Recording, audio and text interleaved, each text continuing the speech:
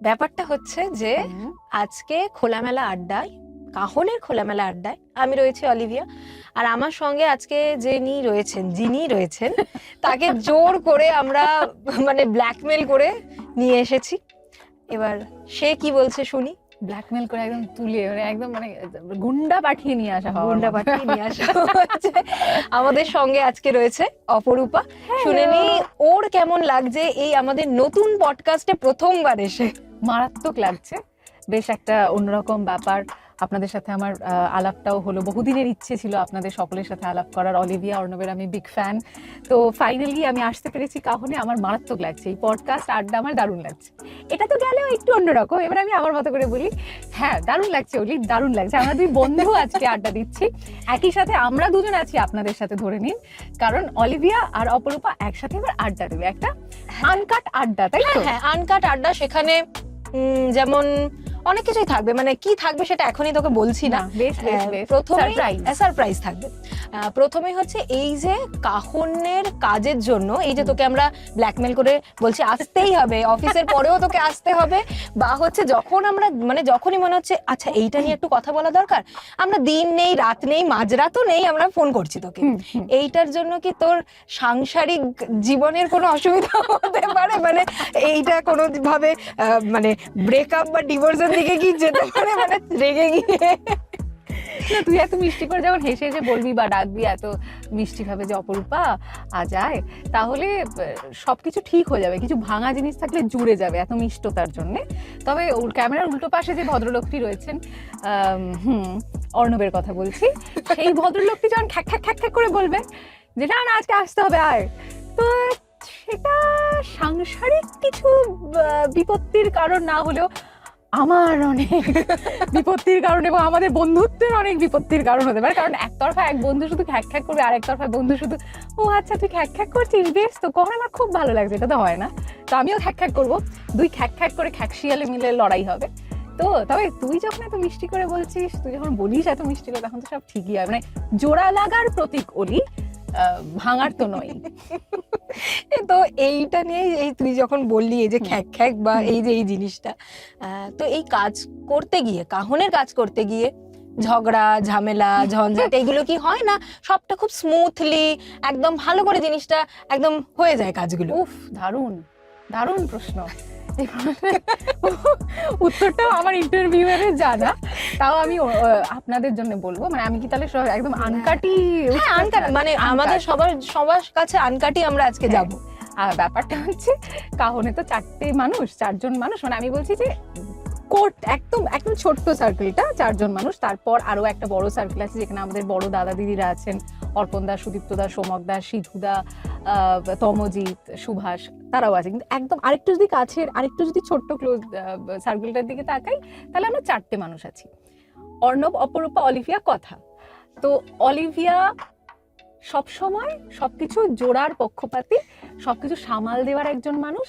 ও সামনে আছে বলে না, ও না থাকলেও প্রচুর মানুষ জানেন, যারা আমাদেরকে চেনেন, যারা আমাদের কমন ফ্রেন্ড, তাদেরকে আমরা এটা খুব করে বলি যে অলিভিয়া হচ্ছে সবটা জুড়ে রাখার মানুষ। হ্যাঁ, মানে এইদিকে একজন মুখ ফিরিয়ে চলে যাচ্ছে, আরেকজন ওইদিকে মুখ ফিরিয়ে চলে যাচ্ছে, দুজনের দুটো হাত ধরে আবার সামনে নিয়ে চলে আসছে, এটা হচ্ছে অলিভিয়া।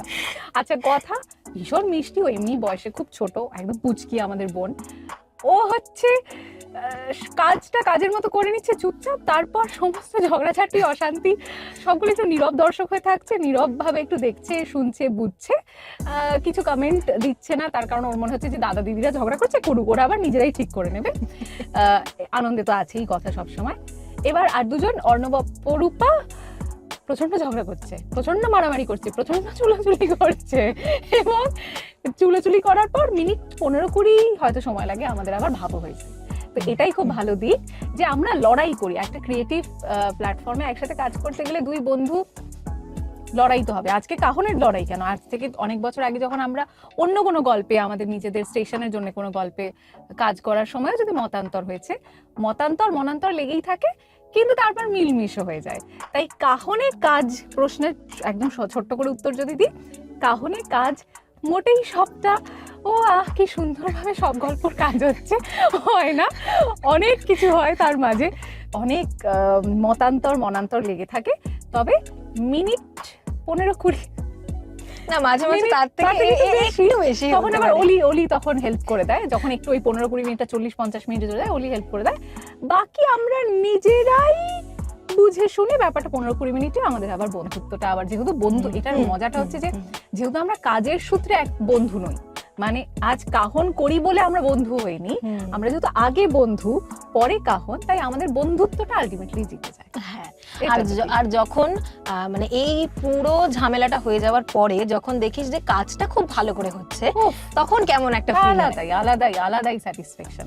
এটা তো আমাদের পুরো সবার টিমের, মানে তুইও যখন প্রচন্ড এফর্ট দিয়ে বিষয়টা এদিক থেকে ওর হাতটা টেনে ওই দিক থেকে তার হাতটা টেনে জোড়া লাগানোর চেষ্টা করিস, তখন ফাইনালি যখন আউটপুটটা হয় তোরও নিশ্চয়ই একটা অন্যরকম স্যাটিসফ্যাকশন। কারণ আমরা জানি যে আমরা যারা ঝগড়া করি, মানে এটা এরম নয় কিন্তু যে আমরা ঝগড়ার প্রমোশন করছি, এটা কিন্তু কাহনের ঝগড়ার প্রমোশন নয়, এটা একটা কাহনের কোর কথা, মানে একটা কাহনের ভেতরের হার্ট, যেটা হৃৎপিণ্ডের কথা, যে হ্যাঁ একটু তো ঝগড়া শান্তি হয়, তবে তারপর সেটাকে মানিয়ে নিতে, গুছিয়ে নিতেও একটা এফর্ট দিতে হয়। তো সেটা তো অবশ্যই না, শুধু আমি দিই না, তোরা সবাই মিলেই মানে একটা মধ্যস্থতায় আসার চেষ্টা করা হয় যে ঠিক আছে এইটা আমি বলছি বা এটা তুই বলছিস, তাহলে একটা জিনিস করা যায় যে এইটা জিনিসটা করা যায়, এইটা। এবার এটা আগেও বারবার বলা হয়েছে যে ঝগড়া বা এক একজনের এক একটা পার্সপেক্টিভ না এলে জিনিসটা ক্রিয়েটিভলি ভালো করে করাও যাবে না, ঠিক করা যাবেও না, ঠিক। কারণ একসাথে ক্রিয়েটিভ কাজ করতে গেলে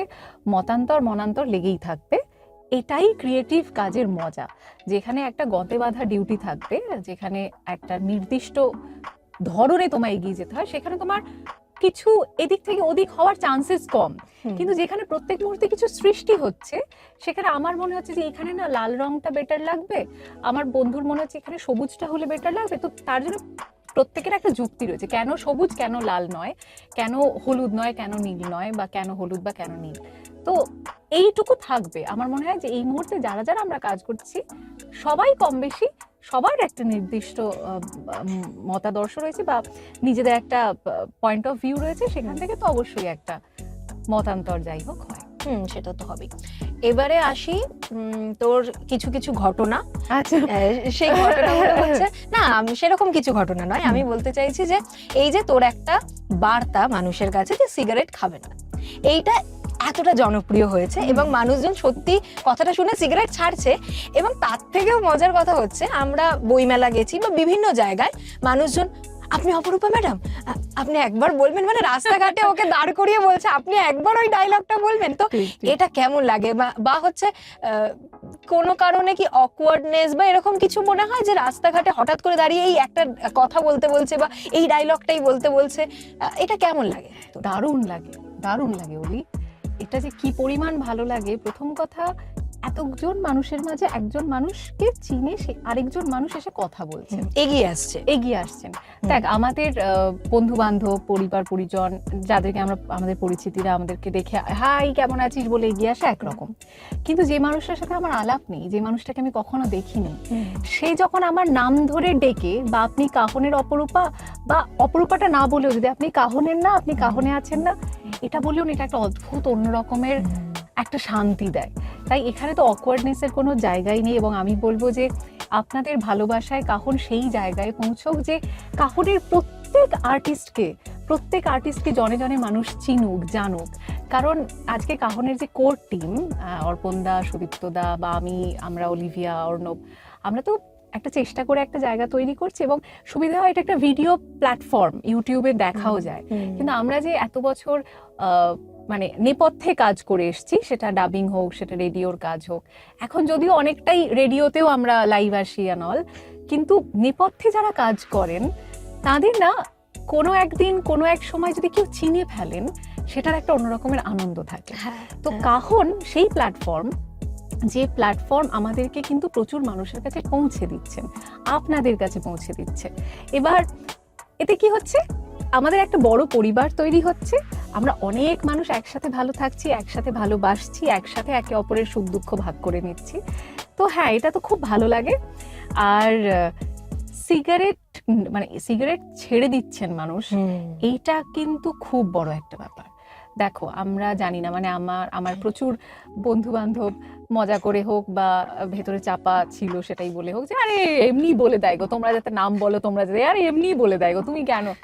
তো আমার মনে হয় যে তা নয়, কারণ কাহনের প্রতি, কাহন যতটা সৎ প্রত্যেকের প্রতি, আমাদের শ্রোতাদের প্রতি, সেরকম না আমার মনে হয় আমাদের শ্রোতারাও আমাদের কাছে না খুব খুব খুব খুব সৎ। মানে ওনারা বলছেন যখন একজন, দুজন, চারজন, যে কজনই বলছেন যে ছেড়ে দিয়েছি বা ছেড়ে দেওয়ার কথা ভাবছি, এটা খুব বড় একটা ব্যাপার। কারণ দিনের শেষে একটা, ধরে নিই যদি যে একটা খারাপ জিনিস শরীরে আর ঢুকছে না, শরীরটা জানি না কি হয়, অনেক সময় শুনেছি যে ওটা না খেয়েও অনেকের বিপদ হয়, আবার কেউ অনেক খাইলেও কোনো বিপদ হয় না।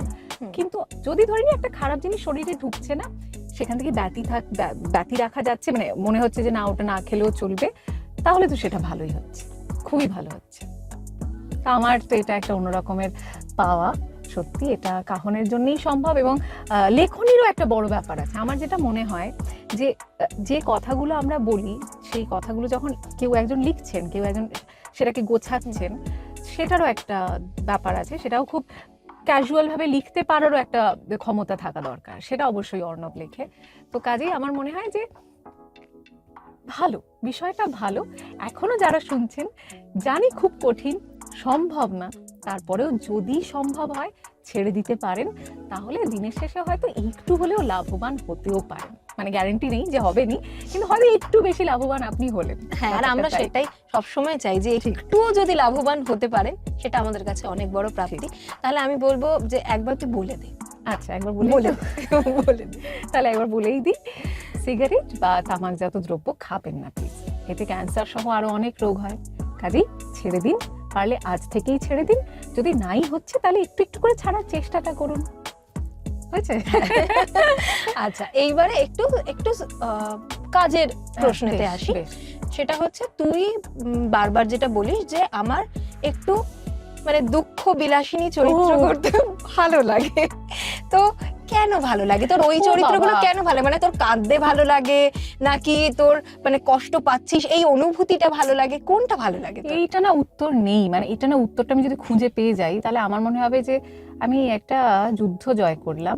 আমি না জানি না, প্রেমিকা এমনও নয় যে আমি বিশাল প্রেমে আঘাত পেতে পেতে একদম মানে একদম দুঃখিনী হয়ে গিয়ে কেঁদে কেটে বাড়িতে দম, মানে দরজা বন্ধ করে দম বন্ধ করে খালি কেঁদেই গেছি, এমন দিন আসেনি বলাটা ভুল হবে। কম বেশি আমাদের সবার জীবনে আসে, এসছে। কিন্তু যতটা আমার কাজের সময় আমার গলায় যতটা দুঃখ যন্ত্রণাটা চেপে বসে, ততটা বোধহয় আমার জীবনে অতটাও দুঃখ নেই। তবে হ্যাঁ, আমার মনে হয় যে সবার তো একটা নির্দিষ্ট জনরা থাকে। কেউ খুব ভালো কমেডি করতে পারেন, কেউ খুব ভালো একটা দাপুটে চরিত্র করতে পারেন, কেউ খুব ভালো প্রেমিকা হতে পারে। তো আমার না কখনো কখনো মনে হয় যে আমার খুব কমফর্ট জোন বা আমার খুব নিজের মনের কাছাকাছি কাজ কিন্তু ভালো প্রেমিকা। সেখানে প্রেমও রইল, বিরহও রইল। প্রেমে যদি প্রেমিকা হয়ে যদি প্রেমের মিলন হয়ে গেল, সে একরকমের।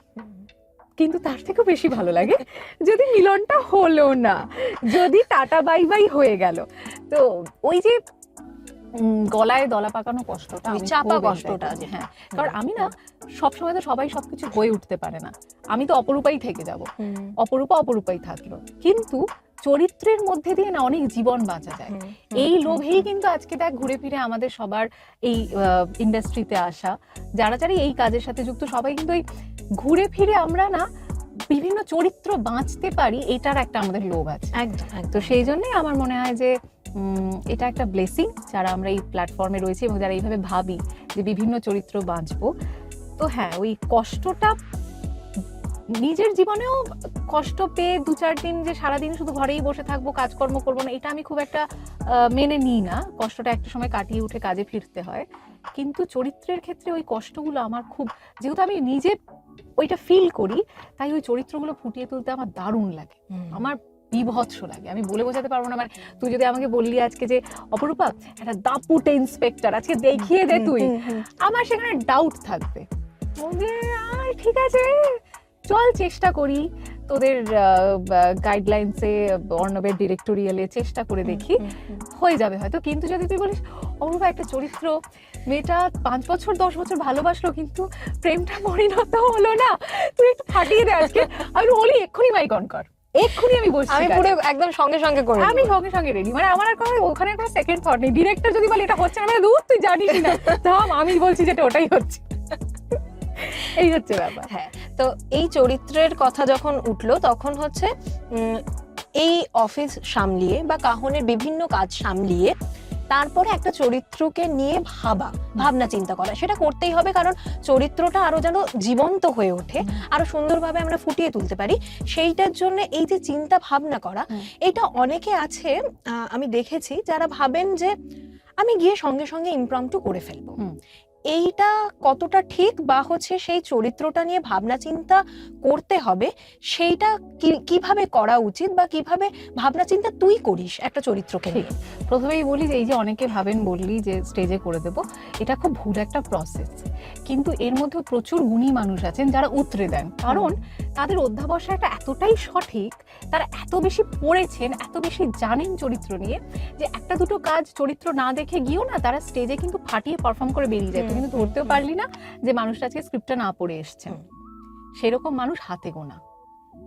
বেশিরভাগ মানুষ আমরা এমন প্রচুর মানুষের সাথে কাজ করতে গিয়ে বুঝতে পারি যে এইরকম ট্যালেন্টেড মানুষ, কারণ কি তারও তো একটা পড়াশোনা আছে, মানে একটা বিষয় নিয়ে সে 10-15টা বছর একটা অধ্যাবসায়ের মধ্যে ছিলেন, তারপর তিনি যখন একটা দিন কাজে এসছেন স্ক্রিপ্ট না পড়ে এসছেন, তার কাজে বোঝা যাবে না।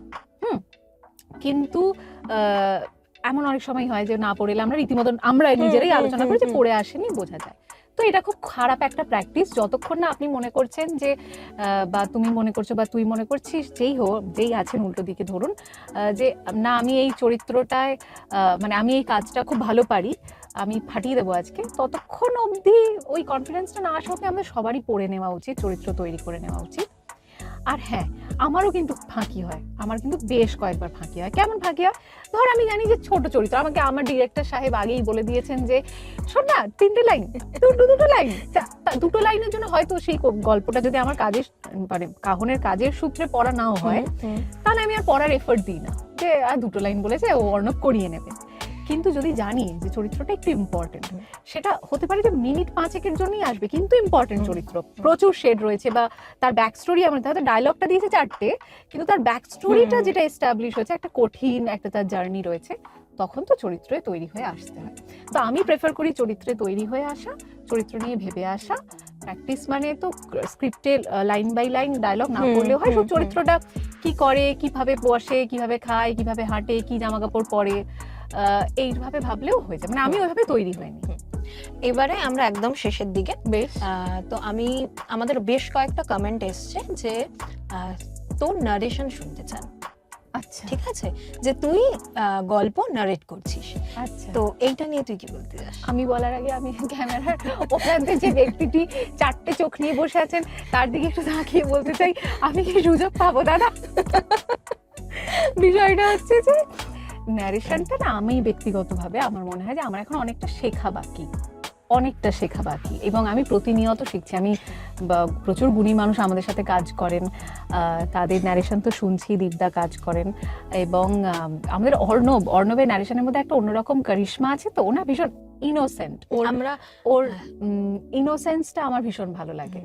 তো অর্পণদা, দীপদা, এই মানুষগুলোর কাছ থেকে তো শিখছি, পাশাপাশি অর্ণবের মধ্যে থেকে অর্ণবের ন্যারেশনের একটা আলাদা ধরন থেকে আবার ইনোসেন্সটাও বুঝতে পারছি, যে কতটা ইনোসেন্ট ভাবে বললে একজন কমেন্ট করতে পারেন যে আমি যখন প্রেগনেন্ট সেই সময় আমি অর্ণবের ন্যারেশন শুনে খুব শান্তি পেয়েছি, কাম ফিল করেছি, কুল ফিল করেছি। তো সেটাও দরকার। তো আমার মনে হয় আমার ন্যারেশন এখনো অনেকটা শেখা বাকি। ন্যারেশনের ব্যাপারে আমি এখনো অতটাও তৈরি নই বলে আমার ধারণা, তবে তৈরি নই বলেই যে আগামী 10 বছরও তৈরি হব না বলেই একদম রিজিড তাও নয়, চেষ্টা করব। যদি মনে হয় যে হ্যাঁ এবার এই কাজটা আরো দুজনের সামনে নিয়ে আসা যায়, তাহলে অবশ্যই আমরা অন এয়ার করব। তবে আমার গুরু এই ক্যামেরার ও প্রান্তে বসে থাকা মানুষটি অর্ণব, ও যদি আমাকে তৈরি করে নেয় তাহলে হয়তো এই দিনটা আসবে। ন্যারেশন হয়তো আমিও করব। বেশ, তাহলে আপনারা খুব শীঘ্রই শুনতে পাবেন হয়তো। কিন্তু আজকে আমরা এখানেই টাটা বাই বাই করতে টাটা হবে। বাই বাই করতে হবে। টাটা বাই আবার বাই একদিন অপরূপা আসবে, অলির সাথে কথা মানে অলিভিয়ার সাথে আড্ডা দেবে। আবার একদিন অর্ণবের সাথে আড্ডা হবে, দুই বন্ধুর চুলোচুলি মারামারির গল্প হবে। তো আমাদের এখনো প্রচুর গল্প বাকি, আমাদের পুরো টিমের সাথে এরকম ছোট ছোট আড্ডা হতে থাকবে, তাই তো? একদম। আমরা এটা এখন ভাবছি যে মাঝে মধ্যে এটা করবো, কারণ আমাদের এখন হুম। নতুন স্টুডিও হয়েছে। আমরা এখন ওই মানে 7th ক্লাউডে বলা চলে, মানে আমাদের এখন খুবই আনন্দের দিন। আমরা এখন থেকে থেকে শুধু স্টুডিও চলে আসছি, থেকে থেকে ক্যামেরা অন করে ফেলছি। তো এইটা এখন আগামী বেশ কয়েকদিন চলবে। তো আরো ক্রমশ প্রকাশ্য। আপাতত আমাদের আজকে কি বার? আজকে হচ্ছে ভিডিওটা আসছে বৃহস্পতিবার। হ্যাঁ, তো আর 2 দিন পর আমাদের গল্পও চলে আসছে, দারুণ একটা গল্প আসছে। আবারও অভিজ্ঞতা ফাটিয়ে দিয়েছে। তাহলে টাটা বলবো তো? হ্যাঁ, টাটা বলতে হবে। তুই সুন্দর করে শুরু করেছিস, তুই সুন্দর করে আচ্ছা, শেষ আমি কর। সুন্দর করে শেষ করবো। হ্যাঁ। আচ্ছা, তাহলে আমরা আজকে খোলামেলা আড্ডা কাহনের এখানেই শেষ করছি। আমরা আগামী দিন আবার আসবো। এই সিটে অন্য কেউ থাকতে পারে, এই সিটেও অন্য কেউ থাকতে পারে, আমরা জানি না কে থাকবে। এই সিটটাই পাল্টে যেতে পারে, হ্যাঁ, সিটটাও পাল্টে যেতে পারে। তো দেখা যাক কে থাকে। আজকের জন্য টাটা। টাটা। কাহন সাহিত্য দীর্ঘজীবী হোক।